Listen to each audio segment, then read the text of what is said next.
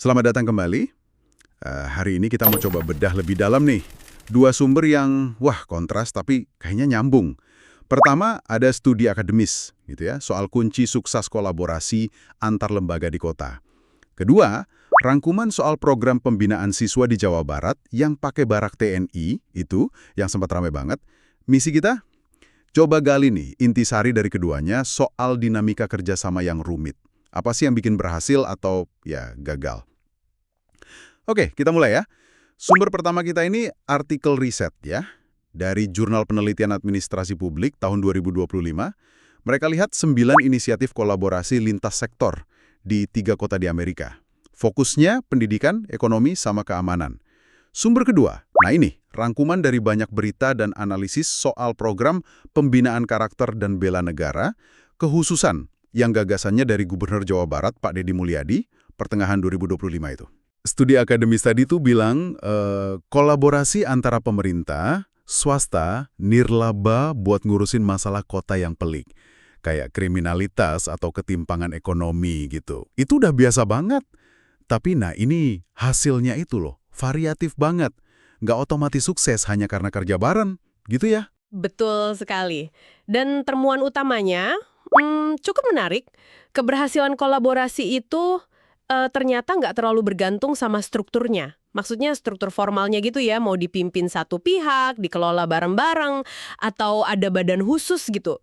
Yang jauh lebih penting ternyata adalah kemampuan si struktur itu buat adaptasi, berubah gitu, seiring waktu dan tantangan. Oh, jadi kelenturannya ya, bukan pakem di awalnya? Iya betul, fleksibilitasnya. Nah, terus yang paling menentukan lagi, menurut studi ini, adalah bagaimana kolaborasi itu merespon hambatan. Atau ya kegagalan, kan pasti ada aja tuh sandungannya. Kolaborasi yang sukses itu cenderung masuk ke apa yang mereka sebut lingkaran saling belajar.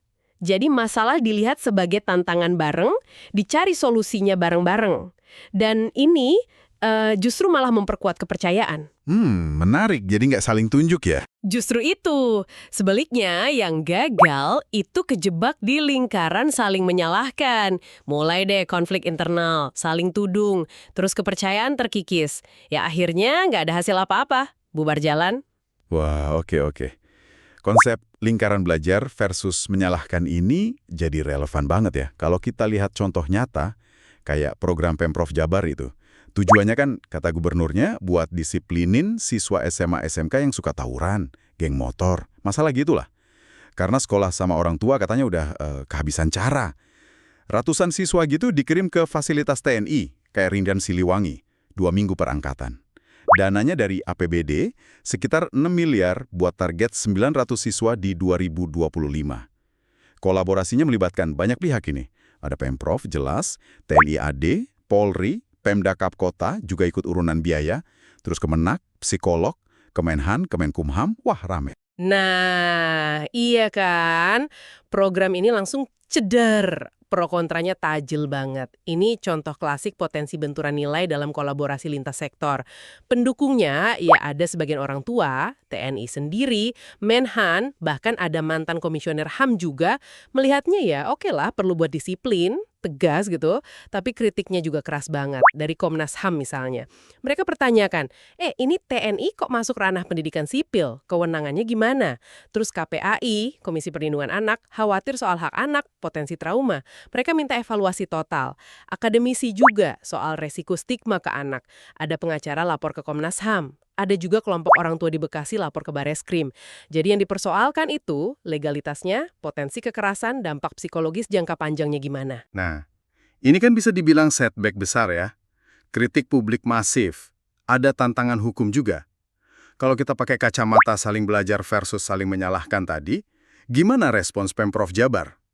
Respons Pemprov, kalau lihat dari sumber kita ya, kelihatan ada upaya buat nggak kejebak saling nyalain.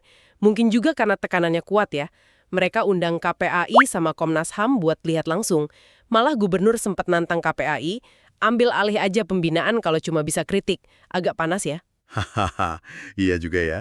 Terus? Terus mereka juga libatkan Ikatan Psikolog Klinis Jabar buat asesmen dan pendampingan harian siswa. Mereka juga tegaskan program ini sukarela atas izin ortu, Walaupun ada temuan KPAI, kecil sih, sekitar 6-7% siswa ngaku nggak tahu kenapa disuruh ikut. Terus ditekankan aspek non-militeristiknya, nggak ada latihan tempur katanya. Dan disiapkan SOP lebih rinci plus kanal pengaduan. Ini bisa dibaca sebagai upaya ya menuju joint problem solving tadi, mencoba bangun lagi legitimasi. Oke, jadi arahnya kayak mencoba belajar dan adaptasi gitu ya, walau mungkin awalnya agak reaktif. Studi akademis tadi kan juga nyebut 5 faktor kunci nih yang biasanya bantu terciptanya lingkaran saling belajar. 1. Bangun di atas hubungan yang udah ada. 2. Andalkan individu kunci terpercaya. 3. Libatkan komunitas. 4. Pakai data dan bukti. 5. Investasi buat pemecahan masalah bareng. Nah, faktor-faktor ini kelihatan nggak di kasus Jabar? Gimana menurut Anda? Coba kita lihat ya berdasarkan sumber yang ada.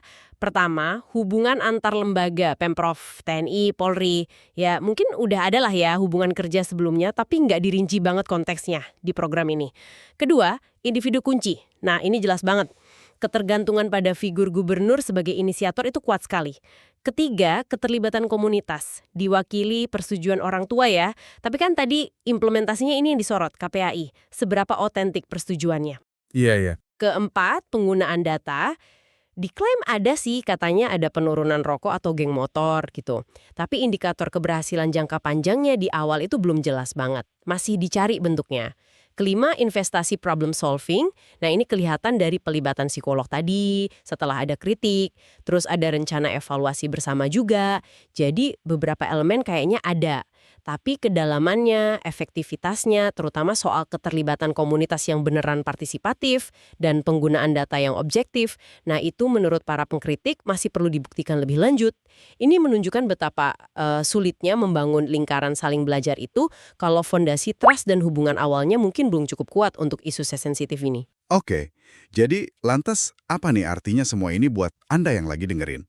Mungkin Anda pernah terlibat proyek bareng, atau sekedar ngamatin inisiatif publik kayak gini. Ya, ini menggarisbawahi ya betapa rumit dan beresikonya kolaborasi lintas sektor itu, apalagi buat isu sosial yang sensitif. Dan terlebih lagi kalau melibatkan aktor yang katakanlah non-tradisional kayak militer masuk ke ranah sipil. Keberhasilan itu bukan cuma soal rencana bagus di awal, tapi sangat ditentukan oleh dinamika respons terhadap pantangan, kritik, ya kegagalan itu tadi. Kasus Jabar ini jadi, ya studi kasus menarik Pak ya. Sebuah kolaborasi yang mencoba adaptasi di tengah sorotan tajam dan perbedaan pandangan yang cukup fundamental. Oke, sebagai penutup nih, mungkin ada satu pemikiran buat Anda renungkan. Kapan sih sebuah pendekatan lintas sektor yang niatnya tegas buat masalah sosial yang pelik, itu justru malah dianggap kebablasan atau malah menimbulkan resiko baru yang nggak diinginkan? Dan yang lebih penting lagi mungkin, gimana caranya sebuah kolaborasi bisa secara proaktif dari awal membangun mekanisme kepercayaan dan pembelajaran bersama yang cukup kuat gitu ya buat menghadapi perbedaan nilai yang mungkin mendasar banget.